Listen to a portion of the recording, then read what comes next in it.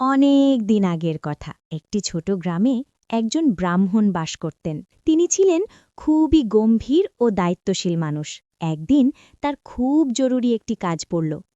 তাই তিনি গ্রামের নাপিতের কাছে গেলেন আর বললেন, এই নাও চিঠি, খুব জরুরি, রামলাল বাবুর কাছে দিয়ে আসো। নাপিত বলল, আচ্ছা বাবু, আমি এক্ষুনি দিয়ে আসছি। নাপিত দ্রুত হাঁটছে। হঠাৎ সে বুঝতে পারে চিঠিটা তার কাছে নেই, থলে থেকে কোথাও পড়ে গেছে।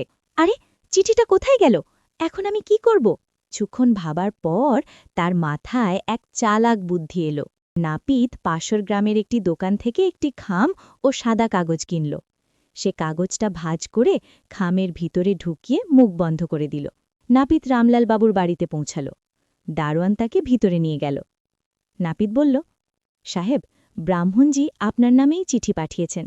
রামলাল বাবু, কই, খামের উপর তো কোনো নাম ঠিকানা নেই।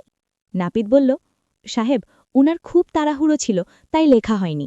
রামলাল বাবু খাম খুলি দেখলেন, ভিতরে সাদা কাগজ। রামলাল বাবু বললেন, এটা কেমন চিঠি? ভিতরে কিছুই লেখা নেই। নাপিত বলল, সাহেব, তারা এত বেশি ছিল যে লিখতেই পারেননি। রামলাল বাবু বললেন, তাহলে মুখে কিছু বলে পাঠিয়েছেন? নাপিত বলল, মুখে বলারও সময় পাননি সাহেব। রামলাল বাবু নাপিতকে বলল, এটা কেমন কৌতুক বলো দেখি? এর বাইরেও কিছু লেখা নেই, ভিতরেও না, মুখেও কিছু বলেনি, এটা আবার কেমন মজা? রামলাল বাবু মাথায় চিন্তা ভাঁজ নিয়ে বসে পড়লে, আর নাপিত বাড়ি ফেরার পথে নিজেই হাসতে লাগল আর মনে মনে বলতে লাগল, বাঁচা গেল, কি সুন্দরভাবে সামলে দিলাম। এইভাবে নাপিত তার চালাকির মাধ্যমে বড় বিপদ থেকে বাঁচল।